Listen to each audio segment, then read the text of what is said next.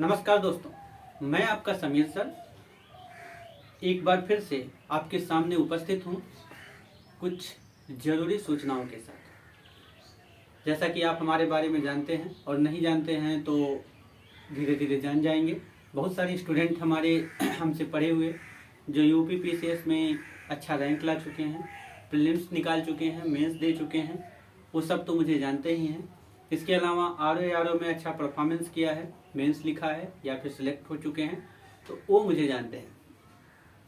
फिलहाल मैं इस सूचना के साथ आया हूँ कि मैं यूपी पीसीएस 2023 और आरओ 2023 के लिए बैच ला रहा हूँ।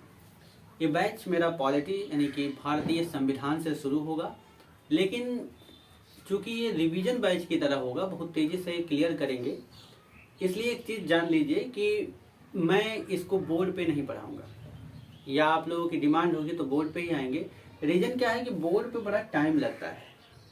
पीडीएफ की तरह से पढ़ाऊँगा तो मुश्किल से 20 से 22 लेक्चर में पूरी पॉलिटी समाप्त कर दूँगा। अगर आधे घंटे का लेक्चर बनाया जाए तो निश्चित रूप से 20 लेक्चर से ज़्यादा नहीं लगेगा, क्योंकि पॉलिटी में यानी कि संविधान में है ही क्या, कुछ नहीं है। थोड़े से चैप्टर हैं जिसको अगर आप अच्छे से करते हैं तो पीसीएस जैसे एग्जाम में 20 क्वेश्चन अगर आता है तो 20 के 20 वो आप करके आएंगे। और जो हमसे पढ़े हैं वो जानते हैं हमारे पढ़ाए गए जो क्वेश्चन हैं वो एग्जाम में अच्छे से फंसते हैं। इससे पहले मैं एप्लीकेशन पे पढ़ाता था, लेकिन एप्लीकेशन के साथ अब मैं यूट्यूब पे भी आ रहा हूँ। क्योंकि यूट्यूब पे देखने वालों की संख्या मेरी हिसाब से मुझे लगता है कि जो मुझे देखते हैं वो कम है। इसलिए क्योंकि यूट्यूब पे मैं नियमित रूप से कभी रहा नहीं, लेकिन पूरी पॉलिटी यानी कि संविधान के सेक्शन को मैं यूट्यूब पे करवाऊंगा, और आप लोगों का अच्छा रिस्पांस मिला तो और भी सब्जेक्ट को शुरू करूंगा। दो चीज़ होती है कि जो है पॉलिटी में कहाँ से पढ़ाऊंगा, कौन से बुक से पढ़ाऊंगा। तो देखिए, मैं जो पढ़ाता हूँ या जो मेरे नोट में है वो कई सारे बुकों का मेल है। जैसे आप जानते होंगे कि पॉलिटी में बहुत सारी चीज़ें बदल गई हैं। जैसे जम्मू कश्मीर की चीज़ें बदल गई, दादर नागर हवेली वाली चीज़ बदल गई, दमन दीप एक में हो गया, या फिर बहुत सारी चेंज संविधान संशोधन वगैरह। या जैसे आप देखेंगे कि जो है 104वां संविधान संशोधन, आंग्ल भारतीय समुदाय का जो प्रतिनिधित्व है लोकसभा में या राज्य विधानसभाओं में, ये बदल गया। तो संशोधन के साथ में आऊँगा। कौन कौन से बुक को मैं प्रेफर करूँगा कि जो हमारे नोट में होगा। आप सारे बुक को नहीं पढ़ सकते, लेकिन चूंकि मैं बहुत दिन से पढ़ा रहा हूँ और बहुत दिन से पढ़ भी रहा हूँ, तो आप जानते होंगे कि कौन सी चीज़ें ऐसी हैं जो जहाँ से सवाल बनता है। जैसे लक्ष्मीकांत का बुक फेवरेट माना जाता है, चाहे यूपीएससी हो चाहे यूपी पीसीएस हो, पढ़ते हैं। लेकिन प्रॉब्लम क्या है कि वो बुक बहुत मोटी है, तो सारे लड़के पढ़ने के चक्कर में बहुत सारा टाइम स्पेंड कर देते हैं। दूसरी चीज़ डीडी बसु का रेफरेंस मैं लेता हूँ। बहुत एथेंटिक बुक है डीडी बसु, दुर्गादास बसु। इसके अलावा बीके शर्मा की बुक। इसके अलावा कुछ छोटी बुकें की बात करें, जैसे बारी प्रकाशन की बुक हो गई, महेश कुमार बारवाल की बुक हुई। छोटी कोई बुक नहीं है, कोई एक उठा के आप पढ़ लेंगे, सिलेक्शन दिलवा देगा, क्योंकि उतने क्वेश्चन आ जाते हैं। इसके अलावा कुछ चीज़ें लूसेंट से पूछता है। तो ये सारी चीज़ों का एक मेल मेरे नोट में आपको मिलेगा। दूसरी चीज़, मैं फोकस सिर्फ उस चीज़ पे करूँगा जहाँ से सवाल बनता है। जैसे पिछली बार जब मैं पढ़ा रहा था, तो जब मैंने राष्ट्रपति या उपराष्ट्रपति को पढ़ाया तो लोगों ने कहा, बहुत सारे स्टूडेंट ने निर्वाचन पद्धति की पूरी विशेषता भी बताइए कि कैसे कैसे होता है, कैसे कैसे उनके चुनाव में चीज़ें होती हैं। मैंने कहा पूछा ही नहीं जाएगा। बहुत सारी चीज़ें होती हैं जो नहीं पूछी जाती, लेकिन फिर भी हम लोग पढ़ते हैं। क्यों पढ़ते हैं? क्योंकि जानकारी लेना है। अरे भाई, आपको जानकारी लेना है या सिलेक्शन लेना है? मैं सिर्फ उन चीज़ों पे फोकस करूंगा जो एग्जाम में बार बार पूछा जाता है या पूछे जाने की संभावना है। तो जाहिर सी बात है कि आप मेरे से जुड़ेंगे तो जितना मैं पढ़ाऊंगा उसमें अगर एग्जाम में आपके 20 क्वेश्चन आते हैं तो आप इसमें से 19 करके आएंगे। तो 20 के 20 करने की आवश्यकता ही क्या है? 20 में अगर 19 कर रहे हैं तो इससे बड़ी बात और कुछ हो नहीं सकती। क्योंकि मैंने देखा पिछले साल जो मैंने पढ़ाया उसमें लगभग बहुत सारे क्वेश्चन, नहीं कहूँगा सभी क्वेश्चन, लेकिन बहुत सारे क्वेश्चन पूछे गए। एक्सपीरियंस भी बढ़ता है, चीज़ें बढ़ती हैं। मैं कह रहा हूँ 150 क्वेश्चन में आपका सिलेक्शन क्वेश्चन पे हो जाता है। इट मीन्स 110 112 नंबर पे हो जाता है। तो आप 150 क्वेश्चन करने का प्रयास क्यों करते हैं? आप 90 करिए ना, 95 करिए नेगेटिव के बाद, ताकि आप सेफ रहें। तो कहने का ये मतलब है कि अगर आप मुझसे जुड़ते हैं तो मैं इतना कहूंगा कि निश्चित रूप से आपका सिलेक्शन जो है आपकी कमी की वजह से चाहे रुके, मेरी तरफ से नहीं रुकेगा। क्यों?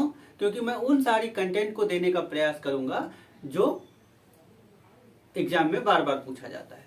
तीसरा चीज, लड़के कंफ्यूज कहाँ होते हैं? देखिए, तीसरे चीज पे कंफ्यूजन यहाँ पे आती है कि जब लड़के या हमारे स्टूडेंट या कोई भी हो, यूट्यूब पे वीडियो बना रहा हूं मैं आधे घंटे का, मान लीजिए मैं 20 लेक्चर में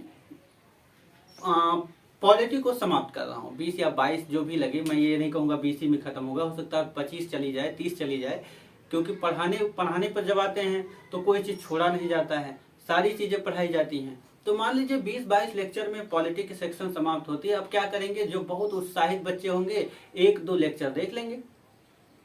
1-2 लेक्चर देखने के बाद उनकी प्रॉब्लम क्या आती है कि वो फिर आगे की चीजें नहीं देखते हैं, कहते हैं एग्जाम आएगा तब देख लेंगे। अरे भाई, सिर्फ पॉलिटी ही थोड़ी ना पढ़नी है, पॉलिटी के साथ हिस्ट्री पढ़नी है, ज्योग्राफी पढ़नी है, इसके अलावा इकोनॉमिक्स पढ़नी है, एनवायरनमेंट पढ़ना है, आए हुए सारे क्वेश्चन करने हैं, साइंस पढ़ना है, तमाम करंट अफेयर पढ़ना है, बहुत सारी चीजें हैं जो पढ़नी है। तो आप अगर ये देखेंगे कि एग्जाम अभी मई जून में होगा और सर अभी से शुरू कर रहे हैं, तो आपका सिलेक्शन बहुत कम चांस है कि हो जाए। मैं नहीं कहूंगा नहीं होगा, लेकिन बहुत कम चांस है। रीजन क्या है कि 1-2 महीने में इतनी सारी चीजों को कैसे आप कवर करेंगे? अभी से पढ़ेंगे तभी कवर होगा, ये जान लीजिए। अभी से अगर पढ़ेंगे तभी कवर होगा।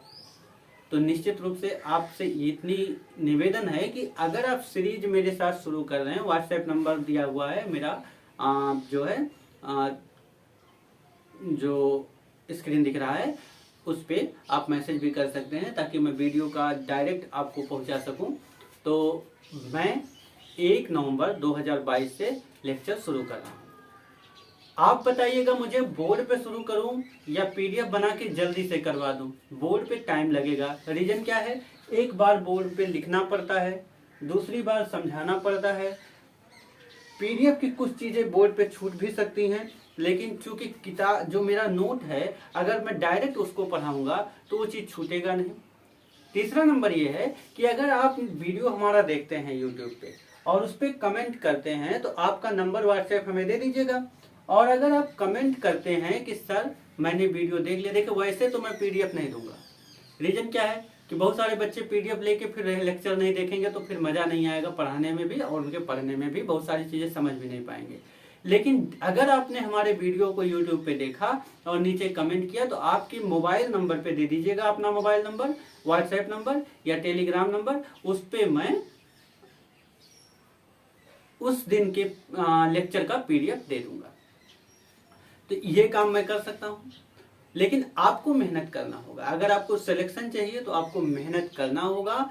और मेरे मैं जो पढ़ाऊंगा उसका रेफरेंस जो होगा वो लक्ष्मीकांत होगा, डीडी बसु होंगे, पीके शर्मा होंगे, बारी प्रकाशन की बुक, महेश कुमार बरवाल की बुक और लूसेंट, ये 6 चीजों से मिला जुला संगम रहेगा। और मैं कोशिश करूंगा सिर्फ उन कंटेंट को पढ़ाऊं जो एग्जाम में हर बार पूछा जाता है, जैसे फंडामेंटल राइट से क्वेश्चन, जैसे प्रियम्बल यानी कि प्रस्तावना से क्वेश्चन, जैसे फंडामेंटल ड्यूटी से क्वेश्चन इस बार ही आ गया था मौलिक कर्तव्य से, जैसे राष्ट्रपति से सवाल आता है, उपराष्ट्रपति से सवाल आता है। इसके अलावा बहुत सारी चीजें हैं पॉलिटी में, पंचायत वगैरह से, जो सवाल बार बार बनते हैं और आप गलत करते हैं। इसलिए मैं कह रहा हूं कि मैं प्रियम्बल से शुरू करूंगा, बल्कि उससे पहले से ही कॉन्स्टिट्यूशनल जो डेवलपमेंट है, संवैधानिक विकास है, वहां से शुरू करूंगा और अंतिम तक जाऊंगा। और कोई भी ऐसा चीज नहीं बचेगा जहां से आपका ये लगे कि मुझे और भी चीजें पढ़नी है। आपको जैसे स्टूडेंट लाइफ में मन नहीं मानता है, बुक तो पढ़ेंगे ही पढ़ेंगे। अब इसके अलावा जो मैं पढ़ाऊंगा उसके बाद आपको करना क्या है, घटना चक्र पूर्वावलोकन लेना है और उस पूर्वावलोकन के एक एक क्वेश्चन को करना है। जैसे मैंने फंडामेंटल राइट यानी कि मौलिक अधिकार पढ़ाया, तो आप घटना चक्र पूर्वावलोकन से देखिएगा कि मौलिक अधिकार से यूपी पीसीएस या आरओ में कितने सवाल बने हैं, और बने हैं तो क्या मेरे पढ़ाए गए चीजों से क्वेश्चन फंसे हैं तो कितने परसेंट फंसे हैं, 90%, 100% या 95% या उससे कम, ये आपको करना है। तो करना यही है, मेरा वीडियो अब देखना है, वीडियो के बाद घटना चक्र पूर्वावलोकन करना है, और जिस चैप्टर को मैं पढ़ा रहा हूं उस चैप्टर से सारे क्वेश्चन कर डालने हैं और एग्जाम तक रिवीजन करते रहना है। अच्छा रिस्पांस मिलेगा तो डेफिनेटली मैं और भी सब्जेक्ट को शुरू करूंगा, क्योंकि जब मैं ये पॉलिटी शुरू करूंगा तो नवंबर में ही पॉलिटी का सेक्शन पूरा समाप्त हो जाएगा। दिसंबर, जनवरी, फरवरी, मार्च, अप्रैल, मई, जून, इतना सारा टाइम बच रहा है, और आप लोगों ने अगर साथ दिया तो Sunday to Sunday current affair करा देंगे। जो हफ्ते भर का करंट अफेयर होगा इंपॉर्टेंट, जो पूछे जाने लायक होगा उसको मैं करवा दूंगा। तो इस तरह से आपकी तैयारी अच्छी सी हो जाएगी। तो मैं आपका समीर सर इस सूचना के साथ कि मैं पॉलिटी यानी कि भारत के संविधान का लेक्चर लेकर YouTube पे आ रहा हूं, जो एकदम से फ्री है। आप हमारे YouTube चैनल से जुड़िए और आप हमें कमेंट बॉक्स में जरूर बताइएगा कि क्या मैं उसको बोर्ड पे शुरू करूं या PDF के रूप में शुरू करूं। बोर्ड पे थोड़ा टाइम लगता है, मुझे भी समय लगेगा, लेकिन पढ़ाने में मजा आता है। वहां भी पढ़ाने में मजा आएगा PDF में, लेकिन अच्छा ये होगी कि आपको PDF भी मिल जाएगा और आप अच्छे से चीजें समझ जाएंगे। तो मैं आज इसी सूचना के साथ कि मैं पॉलिटी यानी कि भारत के संविधान का लेक्चर लेकर आ रहा हूं 1 नवंबर 2022 से, जो यूपी पीसीएस 2023 और आरओ यानी कि समीक्षा अधिकारी 2023 के लिए बराबर रूप से उपयोगी होगी। इसके अलावा अगर आप अधीनस्थ चयन आयोग से कोई एग्जाम दे रहे हैं, चाहे पेट का एग्जाम हो या चाहे मेंस की किसी भी चीज का एग्जाम हो अधीनस्थ चयन आयोग का, आप वहां पे 100% ये लेक्चर उपयोगी होगा। और अगर मेरे लेक्चर को देख रहे हैं तो कहीं कोचिंग करने की कोई आवश्यकता नहीं है, फ्री में घर बैठे पढ़िए, लेकिन नियमित रूप से पढ़िएगा ताकि पूरे लेक्चर को आप देखें। एक नियम बना लीजिए कितने टाइम तक मुझे सर के साथ रहना है। शाम के 6 बजे से लेकर के 8 बजे के बीच में मैं लेक्चर कंप्लीट करके YouTube पे अपलोड कर दूंगा। तो फिलहाल मैं आपका समीर सर इसी सूचना के साथ कि जल्द ही मेरा लेक्चर, मेरा बैच प्रारंभ हो रहा है 1 नवंबर 2022 से, आपसे विदा लेते हैं। आपसे जल्द ही मिलेंगे। नमस्कार।